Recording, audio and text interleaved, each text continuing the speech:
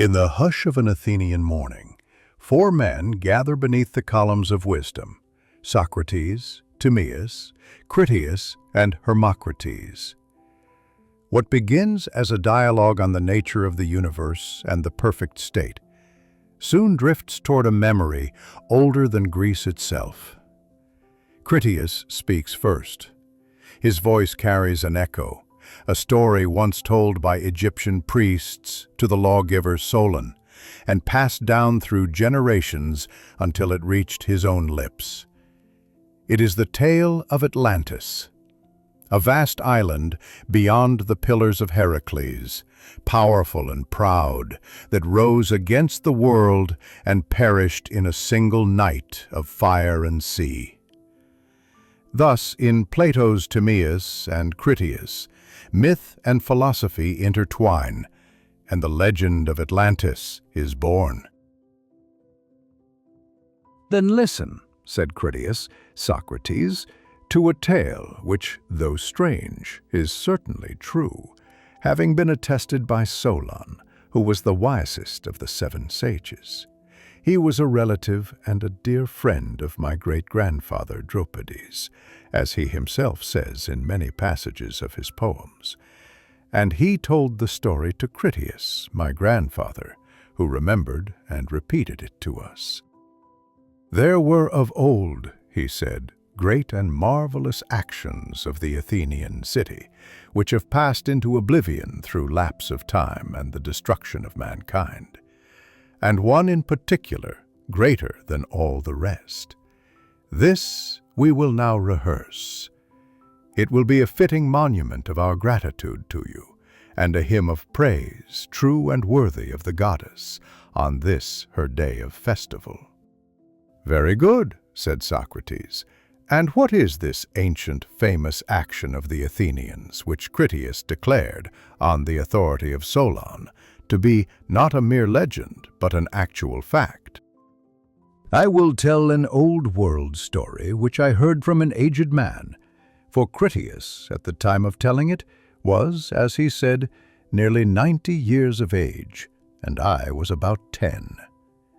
Now the day was that day of the Apaturia, which is called the registration of youth, at which, according to custom, our parents gave prizes for recitations, and the poems of several poets were recited by us boys, and many of us sang the poems of Solon, which at that time had not gone out of fashion.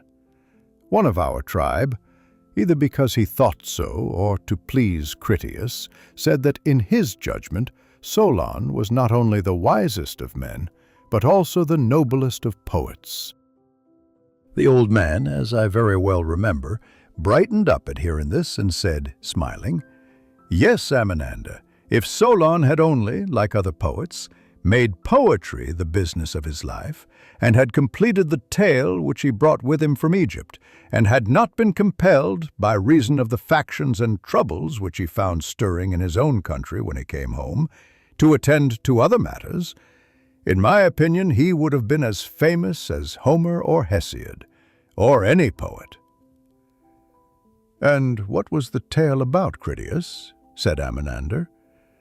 "About the greatest action which the Athenians ever did, and which ought to have been the most famous, but, through the lapse of time and the destruction of the actors, it has not come down to us." "Tell us," said the other, "the whole story, and how and from whom Solon heard this veritable tradition." He replied, "In the Egyptian delta, at the head of which the river Nile divides, there is a certain district which is called the district of Sais, and the great city of the district is also called Sais, and is the city from which King Amasis came. The citizens have a deity for their foundress. She is called, in the Egyptian tongue, Neith, and is asserted by them to be the same whom the Hellenes call Athene. They are great lovers of the Athenians, and say that they are in some way related to them. To this city came Solon, and was received there with great honor. He asked the priests who were most skillful in such matters about antiquity, and made the discovery that neither he nor any other Hellene knew anything worth mentioning about the times of old. On one occasion, wishing to draw them on to speak of antiquity, he began to tell about the most ancient things in our part of the world, about Pharoneus, who is called the first man, and about Niobe, and after the deluge, of the survival of Deucalion and Pyrrha, and he traced the genealogy of their descendants, and, reckoning up the dates, tried to compute how many years ago the events of which he was speaking happened. Thereupon one of the priests, who was of a very great age, said, "O Solon, Solon, you Hellenes are never anything but children, and there is not an old man among you."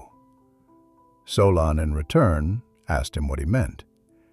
"I mean to say," he replied, "that in mind you are all young. There is no old opinion handed down among you by ancient tradition, nor any science which is hoary with age. And I will tell you why.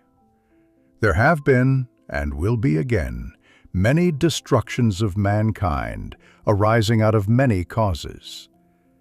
The greatest have been brought about by the agencies of fire and water, and other lesser ones by innumerable other causes. There is a story which even you have preserved, that once upon a time Paethon, the son of Helios, having yoked the steeds in his father's chariot, because he was not able to drive them in the path of his father, burnt up all that was upon the earth, and was himself destroyed by a thunderbolt.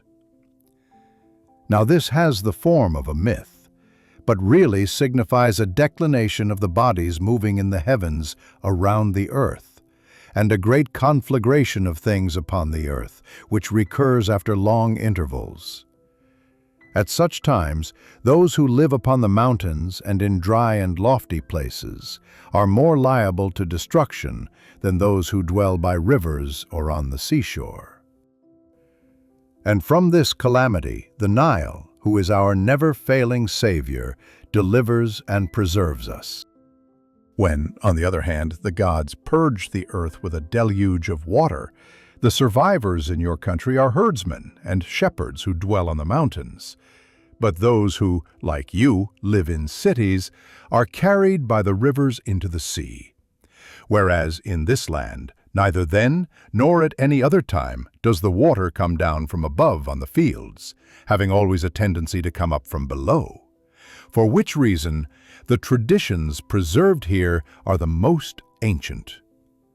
The fact is that wherever the extremity of winter frost or of summer does not prevent, mankind exist, sometimes in greater, sometimes in lesser numbers. And whatever happened either in your country or in ours, or in any other region of which we are informed, if there were any actions noble or great, or in any other way remarkable, they have all been written down by us of old, and are preserved in our temples. Whereas just when you and other nations are beginning to be provided with letters, and the other requisites of civilized life, after the usual interval, the stream from heaven, like a pestilence, comes pouring down, and leaves only those of you who are destitute of letters and education, and so you have to begin all over again like children, and know nothing of what happened in ancient times, either among us or among yourselves. As for those genealogies of yours which you just now recounted to us, Solon, they are no better than the tales of children. In the first place, you remember a single deluge only, but there were many previous ones. In the next place, you do not know that there formerly dwelt in your land the fairest and noblest race of men which ever lived, and that you and your whole city are descended from a small seed or remnant of them which survived. And this was unknown to you, because for many generations the survivors of that destruction died, leaving no written word. For there was a time, Solon, before the great deluge of all, when the city which now is Athens was first in war, and in every way the best governed of all cities. is said to have performed the noblest deeds and to have had the fairest constitution of any of which tradition tells under the face of heaven." Solon marveled at his words and earnestly requested the priests to inform him exactly and in order about these former citizens. "You are welcome to hear about them, Solon," said the priest, "both for your own sake and for that of your city, and above all, for the sake of the goddess, who is the common patron and parent and educator of both our cities. She founded your city 1,000 years before ours, receiving from the earth and Hephaestus the seed of your race. And afterwards she founded ours, of which the constitution is recorded in our sacred registers to be 8,000 years old. As touching your citizens of 9,000 years ago, I will briefly inform you of their laws and of their most famous action. The exact particulars of the whole we will hereafter go through at our leisure in the sacred registers themselves. If you compare these very laws with ours, you will find that many of ours are the counterpart of yours, as they were in the olden time. In the first place, there is the caste of priests, which is separated from all the others. Next, there are the artificers, who ply their several crafts by themselves and do not intermix. And also there is the class of shepherds and of hunters, as well as that of husbandmen. And you will observe, too, that the warriors in Egypt are distinct from all the other classes, and are commanded by the law to devote themselves solely to military pursuits. Moreover, the weapons which they carry are shields and spears, a style of equipment which the goddess taught of Asiatics first to us, as in your part of the world first to you. Then, as to wisdom, do you observe how our law, from the very first, made a study of the whole order of things, extending even to prophecy and medicine which gives health? Out of these divine elements deriving what was needful for human life, and adding every sort of knowledge which was akin to them. All this order and arrangement the goddess first imparted to you when establishing your city. And she chose the spot of earth in which you were born, because she saw that the happy temperament of the seasons in that land would produce the wisest of men. Wherefore the goddess, who was a lover both of war and of wisdom, selected and first of all settled that spot which was the most likely to produce men likest herself. And there you dwelt, having such laws as these and still better ones, and excelled all mankind in all virtue as became the children and disciples of the gods. Many great and wonderful deeds are recorded of your state in our histories, but one of them exceeds all the rest in greatness and valor. For these histories tell of a mighty power which unprovoked made an expedition against the whole of Europe and Asia, and to which your city put an end. This power came forth out of the Atlantic Ocean, for in those days the Atlantic was navigable, and there was an island situated in front of the straits which are by you called the Pillars of Heracles. The island was larger than Libya and Asia put together, and was the way to other islands, and from these you might pass to the whole of the opposite continent which surrounded the true ocean. For this sea which is within the Straits of Heracles is only a harbor, having a narrow entrance, but that other is a real sea, and the surrounding land may be most truly called a boundless continent. Now in this island of Atlantis there was a great and wonderful empire, which had rule over the whole island and several others, and over parts of the continent. And furthermore, the men of Atlantis had subjected the parts of Libya within the columns of Heracles, as far as Egypt, and of Europe as far as Tyrrhenia. This vast power, gathered into one, endeavored to subdue at a blow our country and yours, and the whole of the region within the straits. And then Solon, your country, shone forth in the excellence of her virtue and strength among all mankind. She was preeminent in courage and military skill, and was the leader of the Hellenes. And when the rest fell off from her, being compelled to stand alone, after having undergone the very extremity of danger, she defeated and triumphed over the invaders, and preserved from slavery those who were not yet subjugated, and generously liberated all the rest of us who dwell within the pillars. But afterwards there occurred violent earthquakes and floods, and in a single day and night of misfortune all your warlike men in a body sank into the earth, and the island of Atlantis in like manner disappeared in the depths of the sea. For which reason the sea in those parts is impassable and impenetrable, because there is a shoal of mud in the way, and this was caused by the subsidence of the island. I have told you briefly, Socrates, what the aged Critias heard from Solon and related to us. And when you were speaking yesterday about your city and citizens, the tale which I have just been repeating to you came into my mind, and I remarked with astonishment how, by some mysterious coincidence, you agreed in almost every particular with the narrative of Solon. But I did not like to speak at the moment, for a long time had elapsed, and I had forgotten too much. I thought that I must first of all run over the narrative in my own mind, and then I would speak. And so I readily assented to your request yesterday, considering that, in all such cases, the chief difficulty is to find a tale suitable to our purpose, and that with such a tale we should be fairly well provided. And therefore, as Hermocrates has told you, on my way home yesterday, I at once communicated the tale to my companions as I remembered it, and after I left them, during the night, by thinking, I recovered nearly the whole it. Truly, as is often said, the lessons of our childhood make wonderful impression on our memories. For I am not sure that I could remember all the discourse of yesterday, but I should be much surprised if I forgot any of these things, which I have heard very long ago.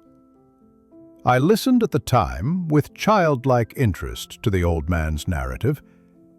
He was very ready to teach me, and I asked him again and again to repeat his words, so that, like an indelible picture, they were branded into my mind. As soon as the day broke, I rehearsed them as he spoke them to my companions, that they, as well as myself, might have something to say.